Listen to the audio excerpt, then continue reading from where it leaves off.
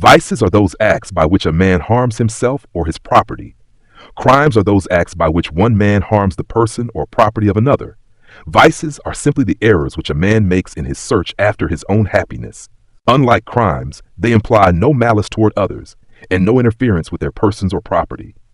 In vices, the very essence of crime, that is, the design to injure the person or property of another, is wanting. It is a maxim of the law that there can be no crime without a criminal intent, that is, without the intent to invade the person or property of another.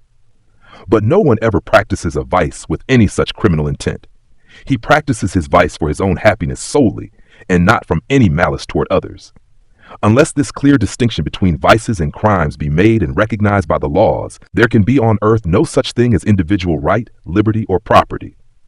No such things as the right of one man to the control of his own person and property, and the corresponding and co-equal rights of another man to the control of his own person and property.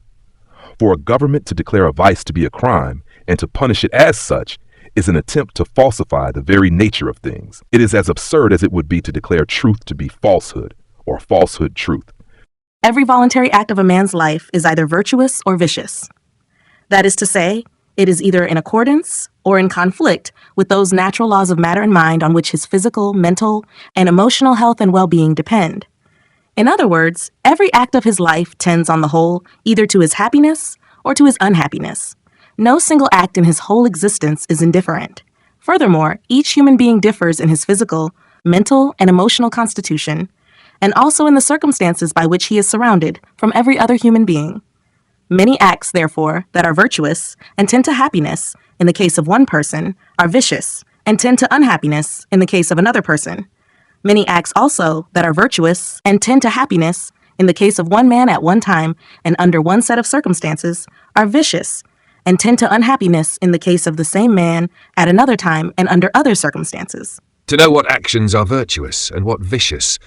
In other words, to know what actions tend, on the whole, to happiness and what to unhappiness, in the case of each and every man, in each and all the conditions in which they may severally be placed, is the profoundest and most complex study to which the greatest human mind ever has been, or ever can be, directed.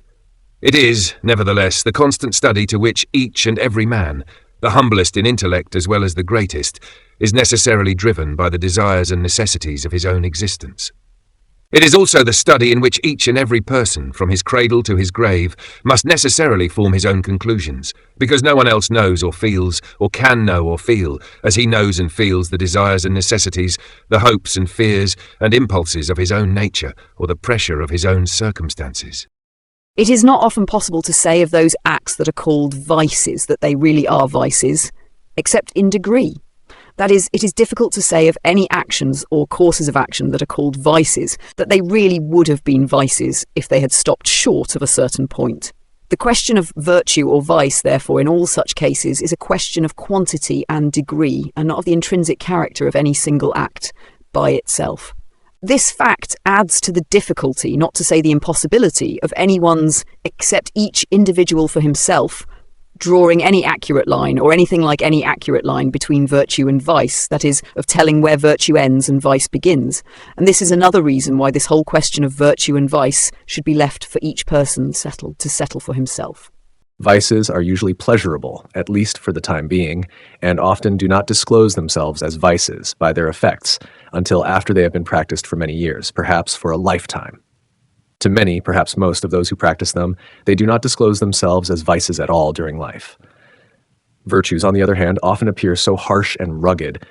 They require the sacrifice of so much present happiness, at least, and the results, which alone prove them to be virtues, are often so distant and obscure, in fact, so absolutely invisible to the minds of many, especially of the young, that, from the very nature of things, there can be no universal or even general knowledge that they are virtues. In truth, the studies of profound philosophers have been expended, if not wholly in vain, certainly with very small results, in efforts to draw the lines between the virtues and the vices. If, then, it be so difficult, so nearly impossible in most cases to determine what is and what is not vice, and especially if it be so difficult in nearly all cases to determine where virtue ends and vice begins, and if these questions, which no one can really and truly determine for anybody but himself, are not to be left free and open for experiment by all, Each person is deprived of the highest of all his rights as a human being, to wit, his right to inquire, investigate, reason, try experiments, judge, and ascertain for himself what is to him virtue and what is to him vice. In other words, what on the whole conduces to his happiness and what on the whole tends to his unhappiness. If this great right is not to be left free and open to all, then each man's whole right as a reasoning human being to liberty and the pursuit of happiness is denied him. We all come into the world in ignorance of ourselves and of everything around us. By a fundamental law of our natures, we are all constantly impelled by the desire of happiness and the fear of pain. But we have everything to learn as to what will give us happiness and save us from pain. No two of us are wholly alike, either physically, mentally, or emotionally, or consequently in our physical, mental, or emotional requirements for the acquisition of happiness and the avoidance of unhappiness. No one of us, therefore, can learn this indispensable lesson of happiness and unhappiness, of virtue and vice, for another. Each must learn it for himself. To learn it, he must be at liberty to try all experiments that commend themselves to his judgment. Some of his experiments succeed, and because they succeed, are called virtues. Others fail, and because they fail, are called vices. He gathers wisdom from his failures, as well as from his successes, from his so-called vices, as from his so-called virtues. He gathers wisdom as much from his failures as from his successes, from his so-called vices as from his so-called virtues. Both are necessary to his acquisition of that knowledge, of his own nature and of the world around him, and of their adaptations or non-adaptations to each other, which shall show him how happiness is acquired and pain avoided. And, unless he can be permitted to try these experiments to his own satisfaction, he is restrained from the acquisition of knowledge, and, consequently, from pursuing the great purpose and duty of his life. A man is under no obligation to take anybody's word or yield to anybody's authority on a matter so vital to himself, and in regard to which no one else has or can have any such interest as he. He cannot, if he would, safely rely upon the opinions of other men, because he finds that the opinions of other men do not agree. Certain actions or courses of action have been practiced by many millions of men through successive generations, and have been held by them to be, on the whole, conducive to happiness, and therefore virtuous. Other men, in other ages or countries, or under other conditions, have held, as the result of their experience and observation, that these actions tended, on the whole, to unhappiness, and were therefore vicious. The question of virtue or vice, as already remarked in a previous section, has also been, in most minds, a question of degree, that is, of the extent to which certain actions should be carried, and not of the intrinsic character of any single act by itself. The questions of virtue and vice have therefore been as various, and, in fact, as infinite, as the varieties of mind, body, and condition of the different individuals inhabiting the globe. And the experience of ages has left an infinite number of these questions unsettled.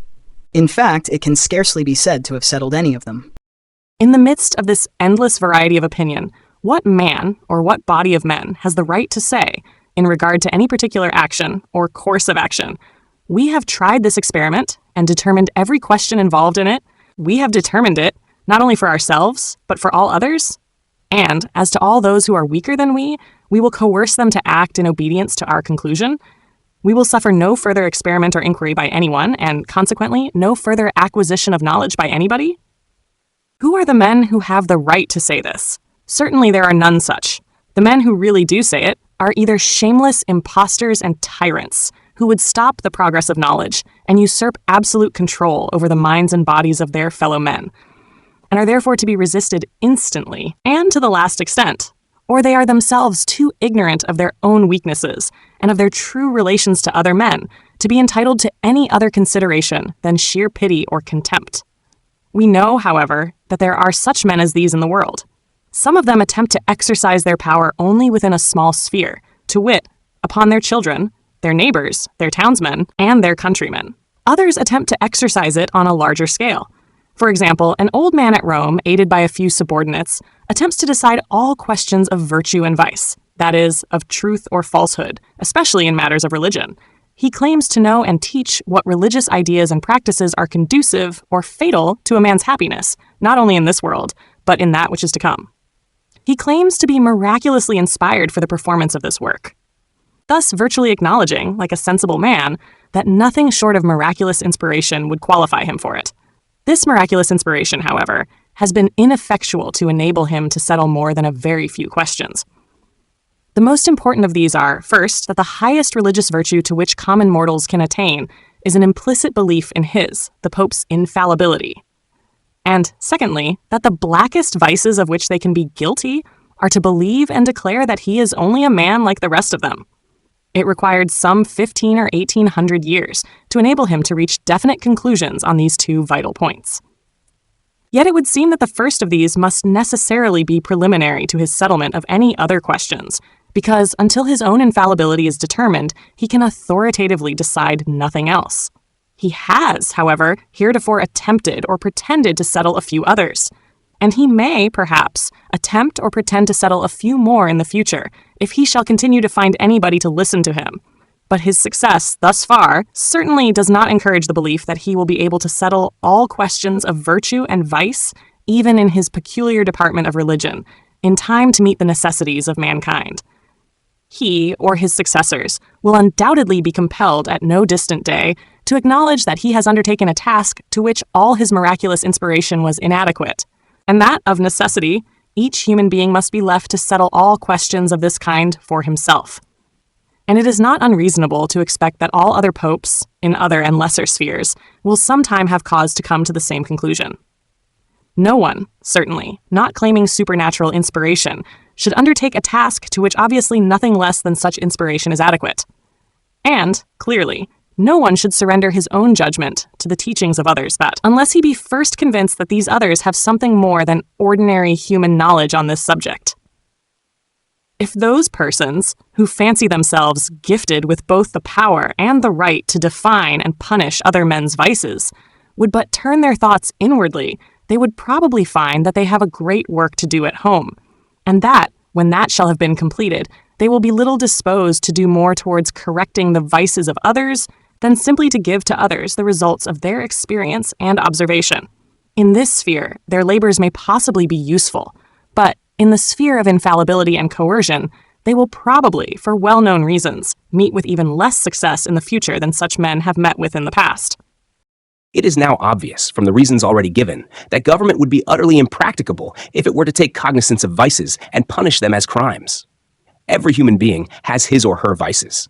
Nearly all men have a great many, and they are of all kinds: physiological, mental, emotional, religious, social, commercial, industrial, economical, etc. If government is to take cognizance of any of these vices and punish them as crimes, then to be consistent, it must take cognizance of all and punish all impartially. The consequence would be that everybody would be in prison for his or her vices. There would be no one left outside to lock the doors upon those within. In fact, courts enough could not be found to try the offenders, nor prisons enough built to hold them. All human industry in the acquisition of knowledge, and even in acquiring the means of subsistence, would be arrested, for we should all be under constant trial or imprisonment for our vices. But even if it were possible to imprison all the vicious, our knowledge of human nature tells us that, as a general rule, they would be far more vicious in prison than they ever have been out of it. A government that shall punish all vices impartially is so obviously an impossibility that nobody was ever found, or ever will be found, foolish enough to propose it. The most that anyone proposes is that government shall punish someone, or at most a few, of what he esteems the grossest of them. But this discrimination is an utterly absurd, illogical, and tyrannical one. What right has any body of men to say, the vices of other men we will punish, but our own vices nobody shall punish? We will restrain other men from seeking their own happiness, according to their own notions of it, but nobody shall restrain us from seeking our own happiness, according to our own notions of it? We will restrain other men from acquiring any experimental knowledge of what is conducive or necessary to their own happiness, but nobody shall restrain us from acquiring an experimental knowledge of what is conducive or necessary to our own happiness. Nobody but knaves or blockheads ever thinks of making such absurd assumptions as these. And yet, evidently, it is only upon such assumptions that anybody can claim the right to punish the vices of others, and at the same time claim exemption from punishment for his own.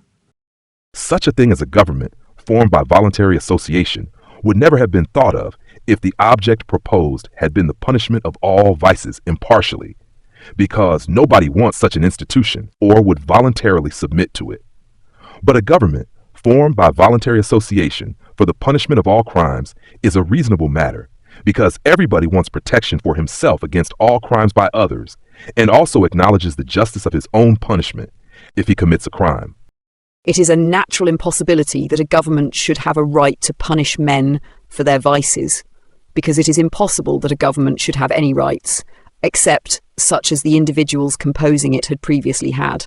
As individuals, they could not delegate to a government any rights which they did not themselves possess. They could not contribute to the government any rights except such as they themselves possessed as individuals. Now, nobody but a fool or an impostor pretends that he, as an individual, has a right to punish other men for their vices. But anybody and everybody have a natural right as individuals to punish other men for their crimes. For everybody has a natural right not only to defend his own person and property against aggressors, but also to go to the assistance and defence of everybody else whose personal property is invaded. The natural right of each individual to defend his own person and property against an aggressor, and to go to the assistance and defence of everyone else whose personal property is invaded, is a right without which men could not exist on the earth. And government has no rightful existence except in so far as it embodies and is limited by this natural right of individuals. But the idea that each man has a natural right to sit in judgment on all his neighbour's actions and decide what are virtues and what are vices, that is, what contribute to that neighbour's happiness and what do not, and to punish him for all that do not contribute to it, is what no one ever had the impudence or folly to assert. It is only those who claim that government has some rightful power, which no individual or individuals ever did, or ever could delegate to it, that claim that government has any rightful power to punish vices. It will do for a pope or a king, who claims to have received direct authority from heaven to rule over his fellow men, to claim the right, as the vicegerent of God, to punish men for their vices. But it is a sheer and utter absurdity for any government claiming to derive its power wholly from the grant of the governed to claim any such power, because everybody knows that the governed never would grant it. For them to grant it would be an absurdity, because it would be granting away their own right to seek their own happiness, since to grant away their right to judge of what will be for their happiness is to grant away all their right to pursue their own happiness. So We can now see how simple, easy, and reasonable a matter is a government for the punishment of crimes, as compared with one for the punishment of vices.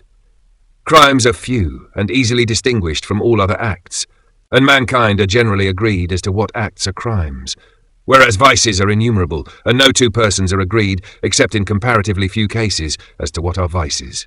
Furthermore, everybody wishes to be protected, in his person and property, against the aggressions of other men. But nobody wishes to be protected, either in his person or property, against himself, because it is contrary to the fundamental laws of human nature itself that anyone should wish to harm himself. He only wishes to promote his own happiness, and to be his own judge as to what will promote, and does promote, his own happiness. This is what everyone wants, and has a right to, as a human being. And though we all make many mistakes, and necessarily must make them, from the imperfection of our knowledge, yet these mistakes are no argument against the right, because they all tend to give us the very knowledge we need, and are in pursuit of, and can get in no other way. The object aimed at in the punishment of crimes, therefore, is not only wholly different from, but it is directly opposed to, that aimed at in the punishment of vices. The object aimed at in the punishment of crimes is to secure, to each and every man alike, the fullest liberty he possibly can have, consistently with the equal rights of others, to pursue his own happiness under the guidance of his own judgment, and by the use of his own property.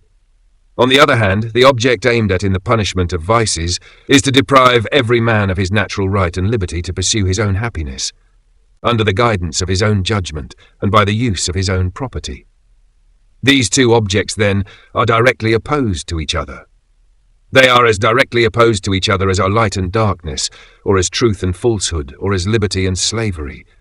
They are utterly incompatible with each other, and to suppose the two to be embraced in one and the same government is an absurdity and impossibility.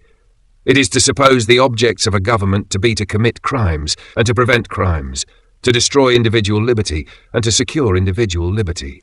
Finally, on this point of individual liberty, every man must necessarily judge and determine for himself as to what is conducive and necessary to, and what is destructive of, his own well-being, because, if he omits to perform this task for himself, nobody else can perform it for him.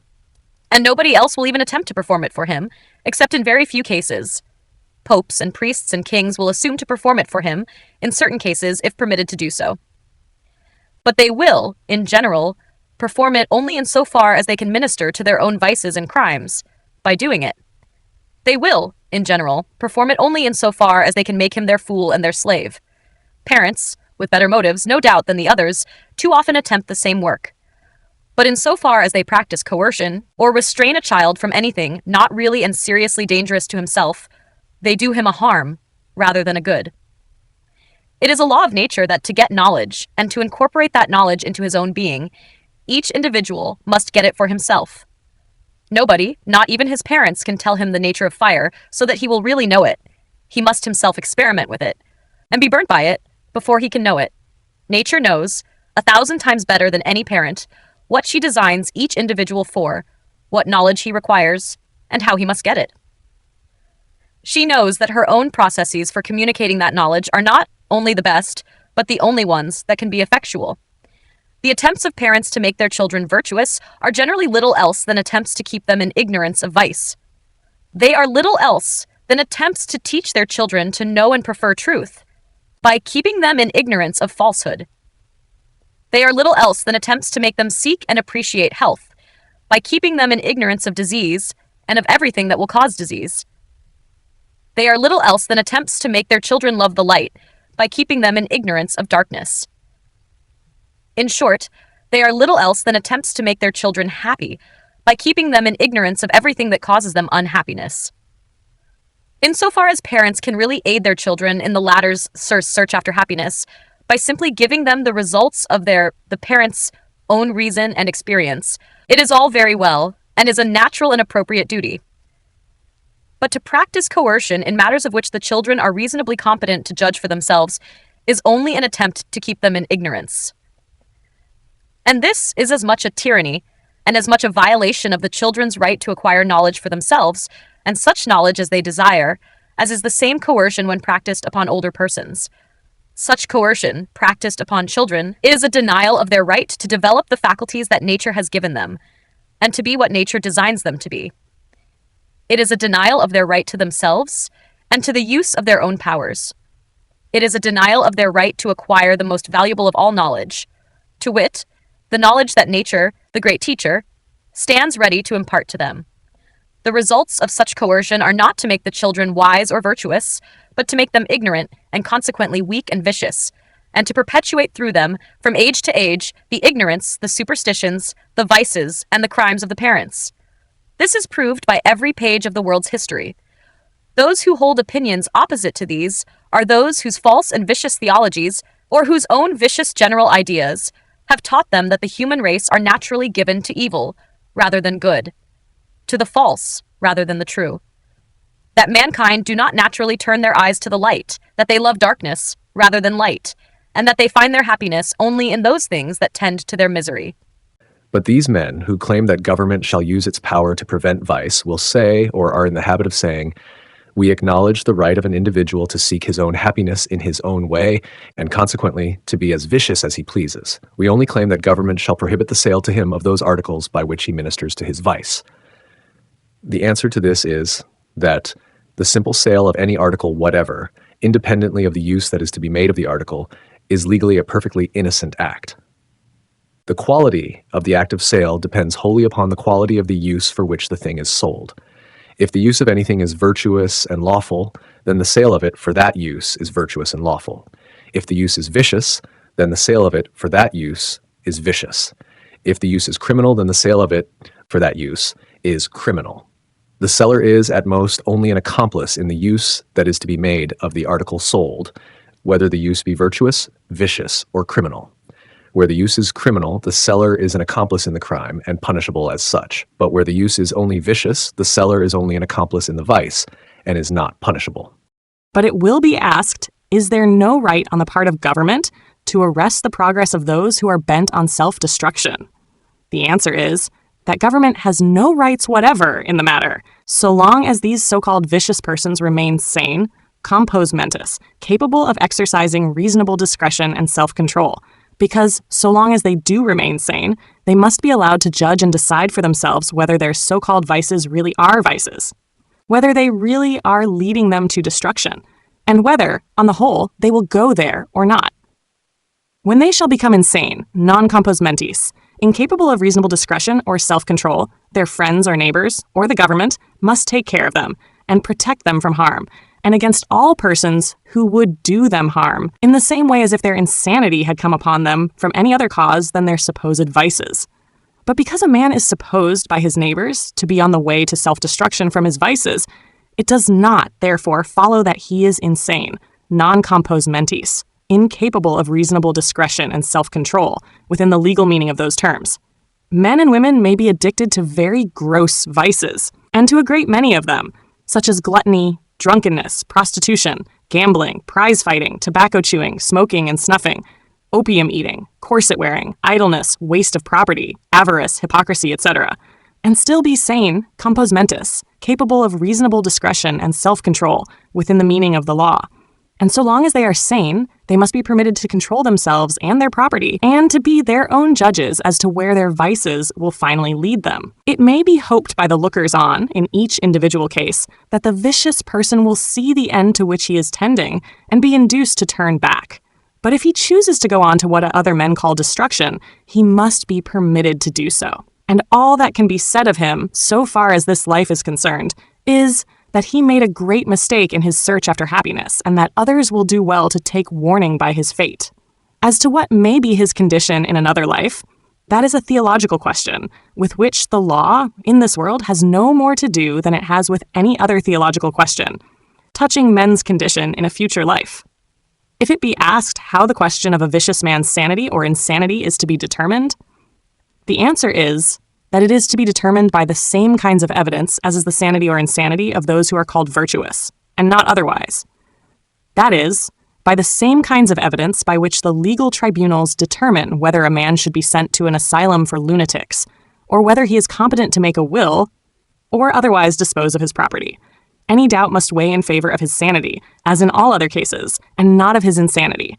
If a person really does become insane, non compos mentis, incapable of reasonable discretion or self-control, it is then a crime, on the part of other men, to give to him or sell to him the means of self-injury. And such a crime is to be punished like any other crime. There are no crimes more easily punished, no cases in which juries would be more ready to convict than those where a sane person should sell or give to an insane one any article with which the latter was likely to injure himself. But it will be said that some men are made by their vices dangerous to other persons. That a drunkard, for example, is sometimes quarrelsome and dangerous toward his family or others. And it will be asked, has the law nothing to do in such a case?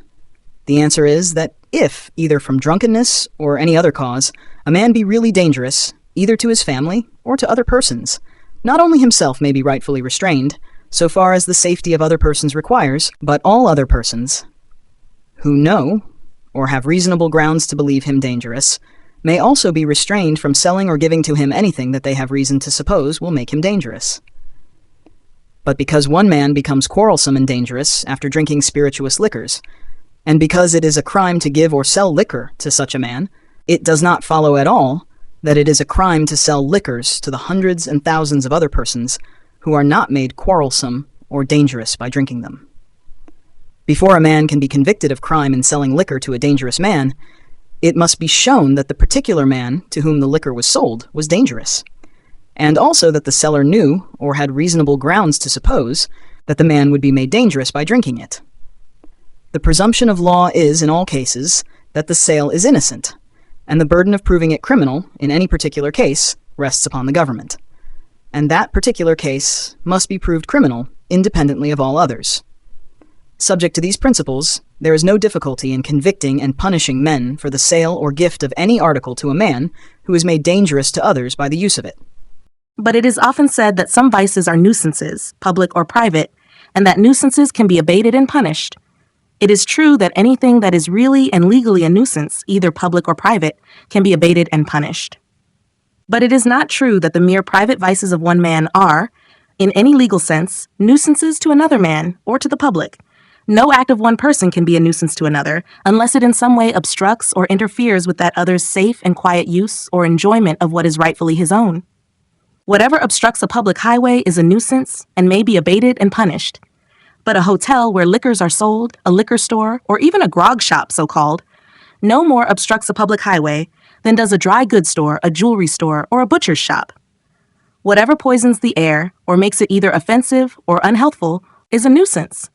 But neither a hotel, nor a liquor store, nor a grog shop poisons the air or makes it offensive or unhealthful to outside persons. Whatever obstructs the light to which a man is legally entitled is a nuisance. But neither a hotel, nor a liquor store, nor a grog shop obstructs anybody's light, except in cases where a church, a schoolhouse, or a dwelling house would have equally obstructed it. On this ground, therefore, the former are no more and no less nuisances than the latter would be. Some persons are in the habit of saying that a liquor shop is dangerous, in the same way that gunpowder is dangerous. But there is no analogy between the two cases. Gunpowder is liable to be exploded by accident, and especially by such fires as often occur in cities. For these reasons, it is dangerous to persons and property in its immediate vicinity. But liquors are not liable to be thus exploded, and therefore are not dangerous nuisances, in any such sense as is gunpowder in cities. But it is said, again, that drinking places are frequently filled with noisy and boisterous men, who disturb the quiet of the neighborhood and the sleep and rest of the neighbors. This may be true occasionally, though not very frequently. But whenever, in any case it is true, the nuisance may be abated by the punishment of the proprietor and his customers, and if need be, by shutting up the place. But an assembly of noisy drinkers is no more a nuisance than is any other noisy assembly. A jolly or hilarious drinker disturbs the quiet of a neighborhood no more and no less than does a shouting religious fanatic. An assembly of noisy drinkers is no more and no less a nuisance than is an assembly of shouting religious fanatics. Both of them are nuisances when they disturb the rest and sleep or quiet of neighbors. Even a dog that is given to barking to the disturbance of the sleep or quiet of the neighborhood is a nuisance. But it is said that for one person to entice another into a vice is a crime. This is preposterous. If any particular act is simply a vice, then a man who entices another to commit it is simply an accomplice in the vice. He evidently commits no crime, because the accomplice can certainly commit no greater offense than the principal. Every person who is sane, compos mentis, possessed of reasonable discretion and self-control, is presumed to be mentally competent to judge for himself of all the arguments, pro and con, that may be addressed to him, to persuade him to do any particular act, provided no fraud is employed to deceive him. And if he is persuaded or induced to do the act, his act is then his own. And even though the act proved to be harmful to himself, he cannot complain that the persuasion or arguments to which he yielded his assent were crimes against himself. When fraud is practiced, the case is, of course, different. If, for example, I offer a man poison, assuring him that it is a safe and wholesome drink, and he, on the faith of my assertion, swallows it, my act is a crime. Volenti non fit injuria is a maxim of the law. To the willing, no injury is done. That is, no legal wrong. And every person who is sane, compos mentis, capable of exercising reasonable discretion in judging of the truth or falsehood of the representations or persuasions to which he yields his assent, is willing, in the view of the law, and takes upon himself the entire responsibility for his acts when no intentional fraud has been practiced upon him. This principle, that to the willing no injury is done, has no limit, except in the case of frauds, or of persons not possessed of reasonable discretion for judging in the particular case. If a person possessed of reasonable discretion and not deceived by fraud consents to practice the grossest vice, and thereby brings upon himself the greatest moral, physical, or pecuniary sufferings or losses, he cannot allege that he has been legally wronged. To illustrate this principle, take the case of rape. To have carnal knowledge of a woman against her will is the highest crime, next to murder, that can be committed against her. But to have carnal knowledge of her, with her consent, is no crime, but at most a vice.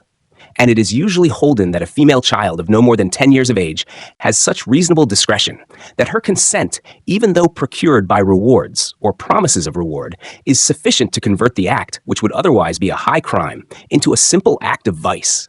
We see the same principle in the case of prize fighters. If I but lay one of my fingers upon another man's person, against his will, no matter how lightly, and no matter how little practical injury is done, the act is a crime. But if two men agree to go out and pound each other's faces to a jelly, it is no crime, but only a vice. Even duels have not generally been considered crimes, because each man's life is his own, and the parties agree that each may take the other's life, if he can, by the use of such weapons as are agreed upon, and in conformity with certain rules that are also mutually assented to.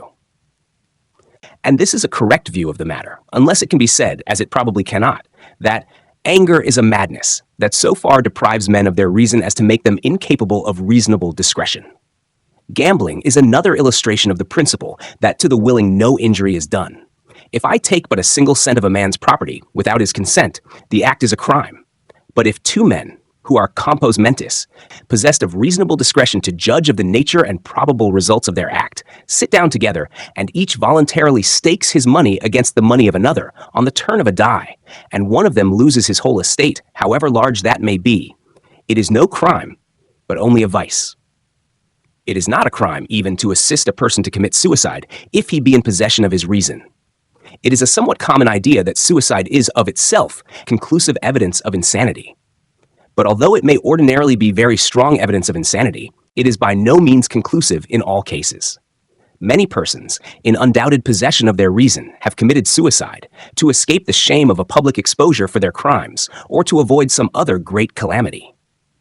Suicide in these cases may not have been the highest wisdom, but it certainly was not proof of any lack of reasonable discretion. And being within the limits of reasonable discretion, it was no crime for other persons to aid it, either by furnishing the instrument or otherwise. And if, in such cases, it be no crime to aid a suicide, how absurd to say that it is a crime to aid him in some act that is really pleasurable, and which a large portion of mankind have believed to be useful. But some persons are in the habit of saying that the use of spirituous liquors is the great source of crime, that it fills our prisons with criminals, and that this is reason enough for prohibiting the sale of them. Those who say this, if they talk seriously, talk blindly and foolishly. They evidently mean to be understood as saying that a very large percentage of all the crimes that are committed among men are committed by persons whose criminal passions are excited at the time by the use of liquors and in consequence of the use of liquors. This idea is utterly preposterous. In the first place, the great crimes committed in the world are mostly prompted by avarice and ambition. The greatest of all crimes are the wars that are carried on by governments to plunder, enslave, and destroy mankind. The next greatest crimes committed in the world are equally prompted by avarice and ambition, and are committed not on sudden passion, but by men of calculation who keep their heads cool and clear, and who have no thought whatever of going to prison for them.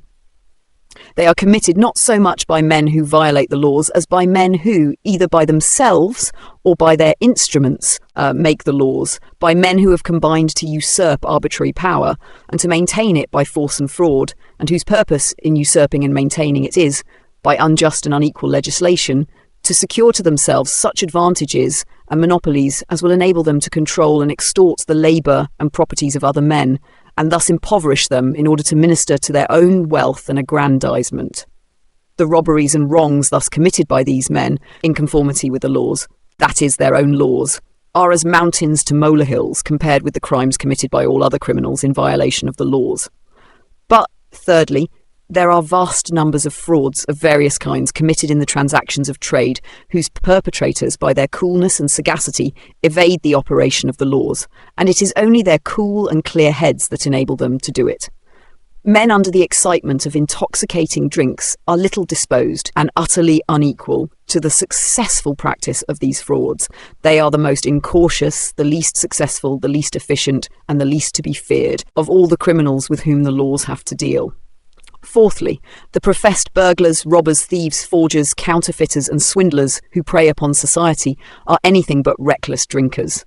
Their business is of too dangerous a character to admit of such risks as they would thus incur. Fifthly, the crimes that can be said to be committed under the influence of intoxicating drinks are mostly assaults and batteries, not very numerous, and generally not very aggravated. Some other small crimes, as petty thefts or other small trespasses upon property, are sometimes committed under the influence of drink by feeble-minded persons not generally addicted to crime. The persons who commit these two kinds of crime are but few. They cannot be said to fill our prisons, or, if they do, we are to be congratulated that we need so few prisons and so small prisons to hold them. The state of Massachusetts, for example, has 1.5 million of people, how many of these are now in prison for crimes, not for the vice of intoxication, but for crimes committed against persons or property under the instigation of strong drink. I doubt if there be 1 in 10,000, that is, 150 in all, and the crimes for which these are in prison are mostly very small ones. And I think it will be found that these few men are generally much more to be pitied than punished, for the reason that it was their poverty and misery, rather than any passion for liquor or for crime, that led them to drink, and thus led them to commit their crimes under the influence of drink. The sweeping charge that drink fills our prisons with criminals is made, I think, only by those men who know no better than to call a drunkard a criminal, and who have no better foundation for their charge than the shameful fact that we are such a brutal and senseless people, that we condemn and punish such weak and unfortunate persons as drunkards as if they were criminals. The legislators who authorise and the judges who practice such atrocities as these are intrinsically criminals, unless their ignorance be such, as it probably is not, as to excuse them. And if they were themselves to be punished as criminals, there would be more reason in our conduct. A police judge in Boston once told me that he was in the habit of disposing of drunkards by sending them to prison for 30 days. I think that was the stereotyped sentence, at the rate of 1 in 3 minutes, and sometimes more rapidly even than that, thus condemning them as criminals and sending them to prison without mercy and without inquiry into circumstances, for an infirmity that entitled them to compassion and protection instead of punishment. The real criminals in these cases were not the men who went to prison, but the judge and the men behind him who sent them there. I recommend to those persons who are so distressed lest the prisons of Massachusetts be filled with criminals that they employ some portion, at least, of their philanthropy in preventing our prisons being filled with persons who are not criminals. I do not remember to have heard that their sympathies have ever been very actively exercised in that direction. On the contrary, they seem to have such a passion for punishing criminals that they care not to inquire particularly whether a candidate for punishment really be a criminal. Such a passion, let me assure them, is a much more dangerous one, and one entitled to far less charity, both morally and legally, than the passion for strong drink. It seems to be much more consonant with the merciless character of these men to send an unfortunate man to prison for drunkenness, and thus crush and degrade and dishearten him and ruin him for life, than it does for them to lift him out of the poverty and misery that caused him to become a drunkard. It is only those persons who have either little capacity or little disposition to enlighten, encourage, or aid mankind that are possessed of this violent passion for governing, commanding, and punishing them.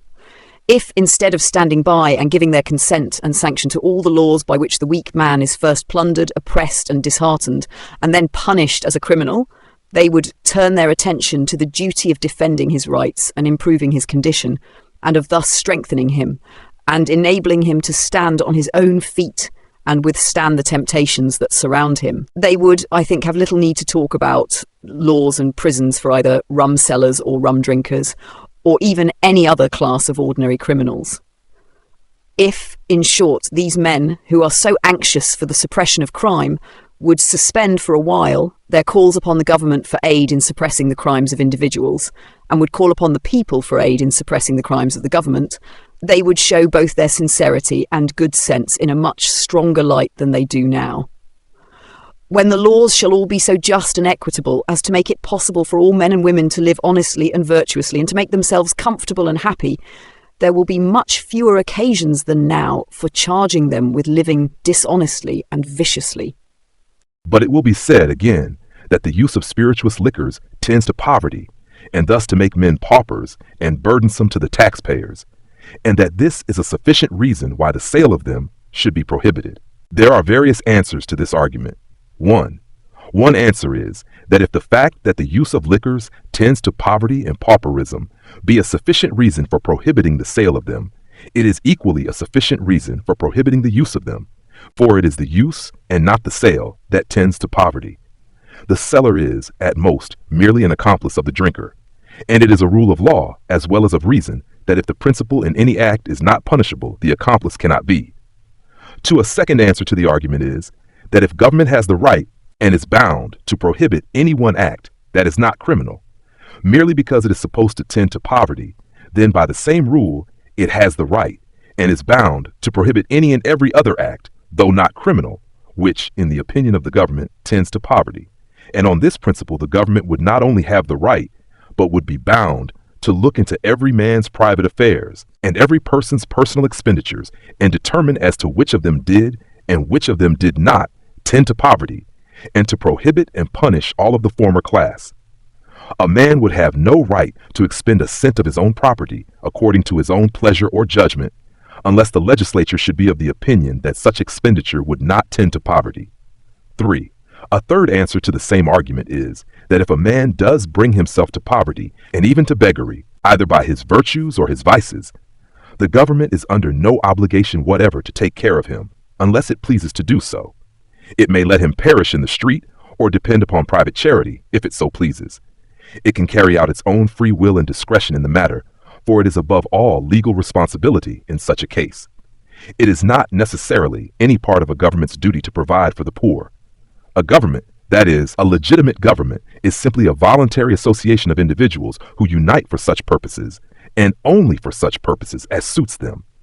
If taking care of the poor, whether they be virtuous or vicious, be not one of those purposes, then the government, as a government, has no more right and is no more bound to take care of them than has or is a banking company or a railroad company. Whatever moral claims a poor man, whether he be virtuous or vicious, may have upon the charity of his fellow men, he has no legal claims upon them. He must depend wholly upon their charity, if they so please. He cannot demand, as a legal right, that they either feed or clothe him, and he has no more legal or moral claims upon a government, which is but an association of individuals, than he has upon the same or any other individuals in their private capacity.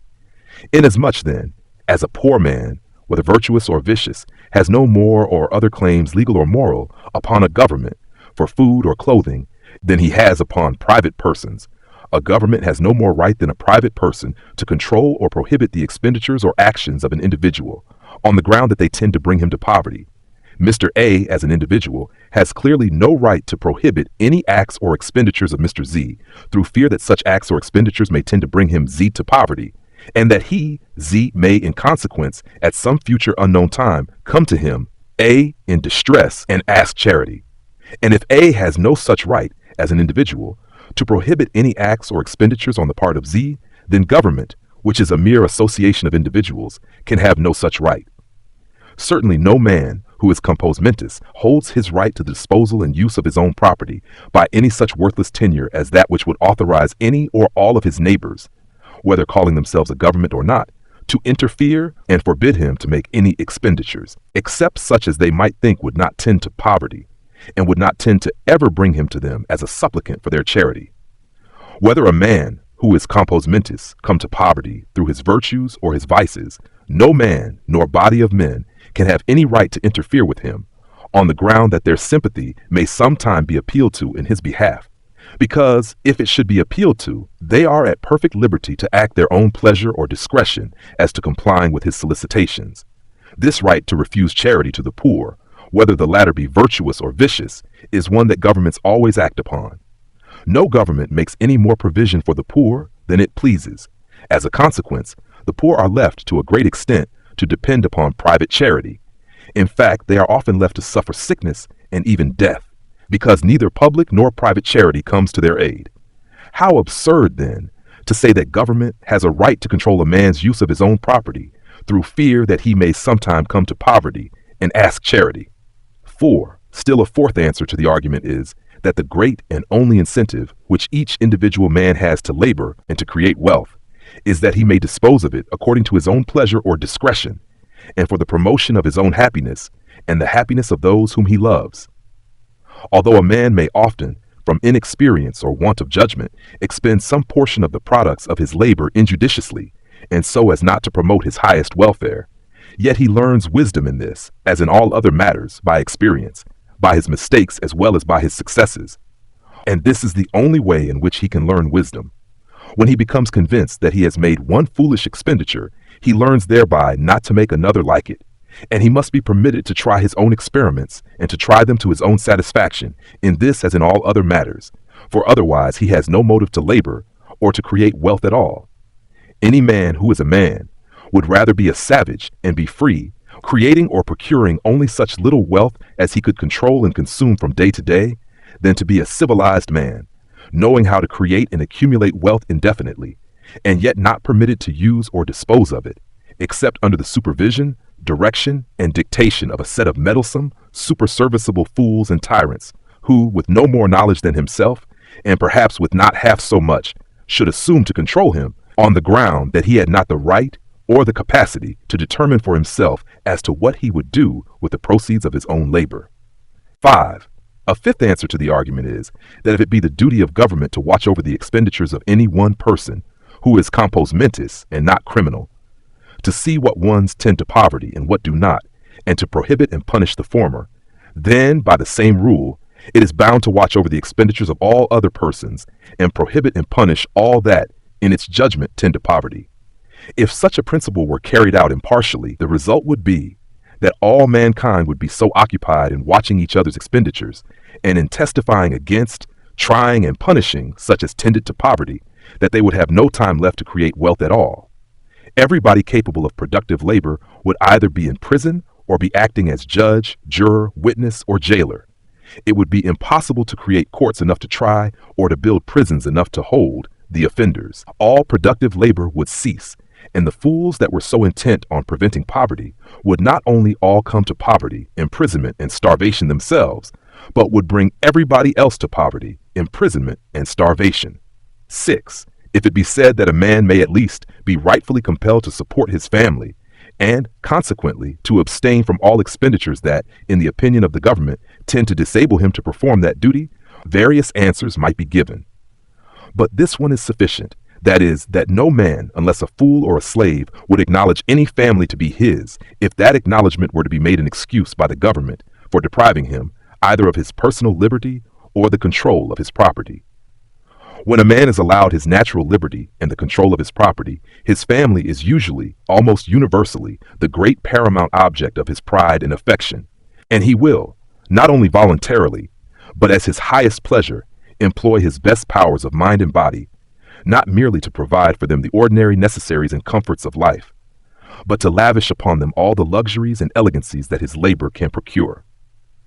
A man enters into no moral or legal obligation with his wife or children to do anything for them, except what he can do consistently with his own personal freedom and his natural right to control his own property at his own discretion. If a government can step in and say to a man who is compos mentis and who is doing his duty to his family as he sees his duty and according to his best judgment, however imperfect that may be, we, the government, suspect that you are not employing your labor to the best advantage for your family. We suspect that your expenditures and your disposal of your property are not so judicious as they might be for the interest of your family, and therefore we, the government, will take you and your property under our special surveillance and prescribe to you what you may and may not do with yourself and your property, and your family shall hereafter look to us, the government, and not to you, for support. If a government can do this, all a man's pride, ambition, and affection relative to his family would be crushed so far as it would be possible for human tyranny to crush them, and he would either never have a family whom he would publicly acknowledge to be his, or he would risk both his property and his life in overthrowing such an insulting, outrageous, and insufferable tyranny. And any woman who would wish her husband, he being compos mentis, to submit to such an unnatural insult and wrong, is utterly undeserving of his affection or of anything but his disgust and contempt. And he would probably very soon cause her to understand that if she chose to rely on the government for the support of herself and her children rather than on him, she must rely on the government alone. Still another and all-sufficient answer to the argument that the use of spirituous liquors tends to poverty is that, as a general rule, it puts the effect before the cause. It assumes that it is the use of the liquors that causes the poverty, instead of its being the poverty that causes the use of the liquors. Poverty is the natural parent of nearly all the ignorance, vice, crime, and misery there are in the world. Why is it that so large a portion of the laboring people of England are drunken and vicious? Certainly not because they are by nature any worse than other men, but it is because their extreme and hopeless poverty keeps them in ignorance and servitude, destroys their courage and self-respect, subjects them to such constant insults and wrongs, to such incessant and bitter miseries of every kind, and finally drives them to such despair that the short respite that drink or other vice affords them is, for the time being, a relief. This is the chief cause of the drunkenness and other vices that prevail among the laboring people of England. If those laborers of England, who are now drunken and vicious, had had the same chances and surroundings in life as the more fortunate classes have had, if they had been reared in comfortable and happy and virtuous homes, instead of squalid and wretched and vicious ones, if they had had opportunities to acquire knowledge and property and make themselves intelligent, comfortable, happy, independent, and respected, and to secure to themselves all the intellectual, social, and domestic enjoyments which honest and justly rewarded industry could enable them to secure, if they could have had all this, instead of being born to a life of hopeless, unrewarded toil with a certainty of death in the workhouse, they would have been as free from their present vices and weaknesses as those who reproach them now are.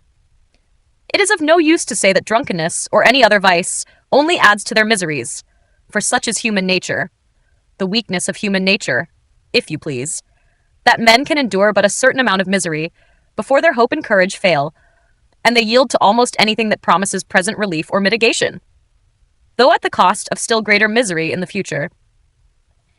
To preach morality or temperance to such wretched persons, instead of relieving their sufferings or improving their conditions, is only insulting their wretchedness. Will those who are in the habit of attributing men's poverty to their vices, instead of their vices to their poverty, as if every poor person or most poor persons were specially vicious, tell us whether all the poverty and want that, within the last year and a half, have been brought so suddenly, as it were in a moment, upon at least 20 millions of the people of the United States, were brought upon them as a natural consequence either of their drunkenness or of any other of their vices. Was it their drunkenness, or any other of their vices, that paralyzed, as by a stroke of lightning, all the industries by which they lived, and which had, but a few days before, been in such prosperous activity? Was it their vices that turned the adult portion of those 20 millions out of doors without employment, compelled them to consume their little accumulations if they had any, and then to become beggars? Beggars for work, and, failing in this, beggars for bread? Was it their vices that, all at once and without warning, filled the homes of so many of them with want, misery, sickness, and death? No. Clearly, it was neither the drunkenness nor any other vices of these laboring people that brought upon them all this ruin and wretchedness. And if it was not, what was it? This is the problem that must be answered, for it is one that is repeatedly occurring and constantly before us, and that cannot be put aside. In fact, the poverty of the great body of mankind, the world over, is the great problem of the world.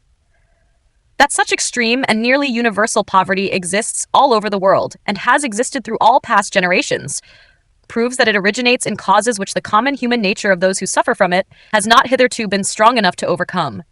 But these sufferers are, at least, beginning to see these causes and are becoming resolute to remove them, let it cost what it may. And those who imagine that they have nothing to do but to go on attributing the poverty of the poor to their vices and preaching to them against their vices will ere long wake up to find that the day for all such talk is past. And the question will then be, not what are men's vices, but what are their rights?